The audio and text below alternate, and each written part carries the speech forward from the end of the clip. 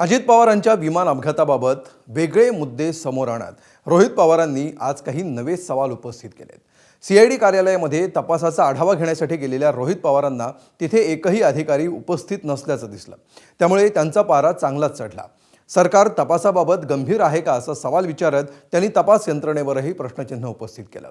तर भोंदू मांत्रिक अशोक खरातचा अजितदादांच्या अपघात प्रकरणाशी संबंध दाखवणारे काही धक्कादायक मुद्देही उपस्थित केले।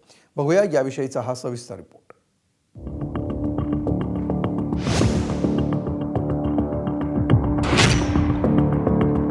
सगळ्या पोलीस अधिकाऱ्यांमध्ये क्रिकेटची कॉम्पिटिशन होती आणि दरवर्षीप्रमाणे अनेक पोलीस अधिकारी हे मुंबईला गेले होते।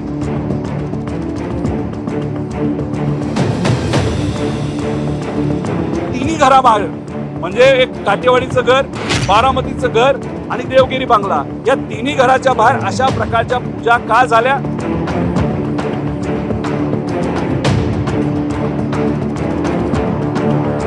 खराताच्या अकाउंटमध्ये 27, 28 आणि 29 जानेवारीला उलाढाल का वाढली? राजकीय नेता आहे, बारामतीचा आहे, छोटा नेता आहे असं आम्हाला कळालंय, जो खराताच्या संपर्कात होता। अजित पवारांच्या अपघाती मृत्यूला 3 महिने पूर्ण झाले, मात्र त्यांच्या अपघाताबाबत उत्तर मिळण्याऐवजी प्रश्नच वाढत चालले। अजितदादांच्या मृत्यूमागची कॉन्स्पिरसी थिअरी असल्याचा संशय वारंवार व्यक्त करणाऱ्या रोहित पवारांनी आज सीआयडी कार्यालयाला भेट दिली। यावेळी तिथं अधिकारीच हजर नसल्यामुळे रोहित पवारांचा हिरमोडही झाला आणि संताप। सगळ्या पोलीस अधिकाऱ्यांमध्ये क्रिकेटची कॉम्पिटिशन होती आणि दरवर्षीप्रमाणे अनेक पोलीस अधिकारी हे मुंबईला गेले होते, म्हणून कदाचित त्यांना त्यातून वेळ मिळाला नसावा आणि यातले एक अधिकारी हे कोलकात्याला गेलेले आहेत, ते आम्ही समजू शकतो।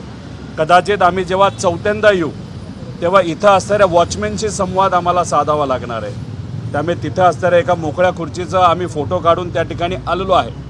आमचं एवढंच मत आहे की जरा या तपासाला आपण कुठेतरी सिरियसली घ्या, पण त्या बाबतीत या सीआयडीकडनं पण आणि सरकारकडनं पण कुठल्याही बाबतीत त्या ठिकाणी सिरियसनेस दिसत नाही।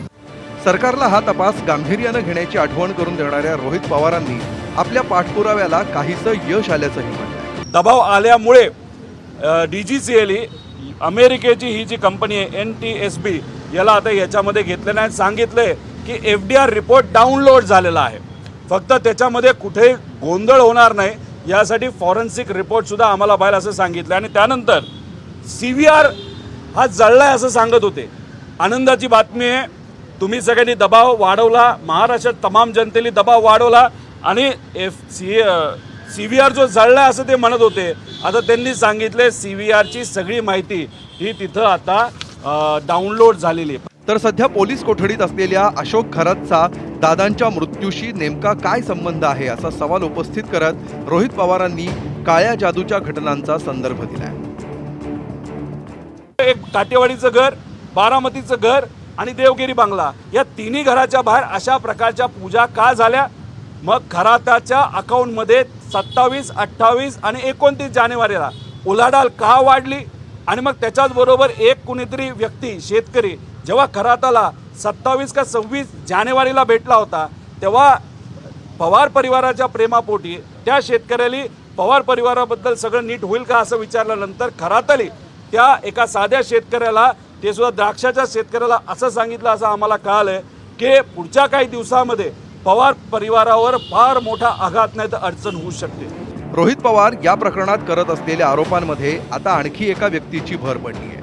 ही व्यक्ती आहे बारामतीतील एक राजकारणी। या छोट्या राजकीय नेत्याचा संदर्भ देत रोहित पवारांनी त्यांचा संबंध राष्ट्रवादीतल्या मोठ्या नेत्यांशी जोडलाय। राजकीय नेता आहे, बारामतीचा आहे, छोटा नेता आहे असं आम्हाला कळालंय, जो खराताच्या संपर्कात होता, खराताकडे जाऊन पूजा सुद्धा करत होता आणि दादांचे जे काही नेते जे कुणी खराताच्या संपर्कात होते त्या नेत्यांबरोबर आर्थिक व्यवहार त्या छोट्या नेत्याचे असतील असं आम्हाला त्या ठिकाणी कळतंय। आता आम्हाला जेवढी माहिती कळाली आम्ही सांगितलं, आता इन्व्हेस्टिगेशन पोलिसांनी करावं ना। तर अजित पवारांच्या अपघाताची तारीख आणि VSR कंपनीच्या खात्यात जमा झालेल्या कोट्यवधींच्या रकमा यांचा संबंध जोडत रोहित पवारांनी काही वेगळे सवालही उपस्थित केले। जानेवारी 2026 दादांचा ॲक्सिडेंट 28ला झाला, त्या दिवसापासून आत्तापर्यंत म्हणजे जानेवारी, फेब्रुवारी, मार्च 145 कोटी रुपये हे VSRला त्यांच्या अकाउंटला दिले. त्यानंतर म्हणजे जानेवारीचं बघितलं, 27 जानेवारीला 15 कोटी दिले एक दिवस आधी. 28 जानेवारी म्हणजे अजितदादांचा ॲक्सिडेंट सकाळी झाला, अख्खा महाराष्ट्र भावनिक झाला होता, तेव्हा या VK सिंगला कदाचित बक्षीस म्हणून म्हणजे ॲक्सिडेंट केला म्हणून बक्षीस म्हणून 2,81,00,000 रुपये दिले, 9 कोटी. त्यानंतर 29 जानेवारीला 16 कोटी दिले म्हणजे दुसऱ्या दिवशी. अजित पवारांच्या मृत्यूपासून रोहित पवारांच्या बाजूनं बोलणाऱ्या शिंदेच्या शिवसेनेनं यावेळी मात्र त्यांच्यावर टीका केली आहे. अर्थात ही शिवसेनेची औपचारिक भूमिका की संजय गायकवाडांचं वैयक्तिक मत हा प्रश्न कायम आहेच. रोहित पवार महाराष्ट्रात हिरोगिरी करायला पाहतोय. त्याला वाटतं आपण अजितदादाची जागा घेतली पाहिजे.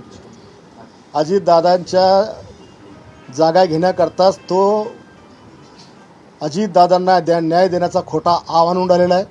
हा रोहित पवार तेव्हा कुठे गेला होता जेव्हा दादा जिवंत होते. आता दादा गेल्यावर दादाची संपत्ती मिळवायची, दादाचे कार्यकर्ते आपल्या मागे यायचे, याच्याकरता याची नाटकं सगळे चालू आहेत. आणि म्हणूनच याच विषयात त्यांनी जी उडी घेतली ही फक्त प्रसिद्धीकरता घेतली आहे. तर माध्यमांसमोर अशी वक्तव्य करणं योग्य नसल्याचा सल्ला गोपीचंद पडळकरांनी रोहित पवारांना दिलाय. बघा, अजितदादांचं दुर्दैवी निधन झालेलं आहे आणि राज्याचे मुख्यमंत्री अत्यंत संवेदनशीलपणे या घटनेकडे बघतायत. तशा पद्धतीनं वेगवेगळ्या एजन्सी चौकशी करतायत.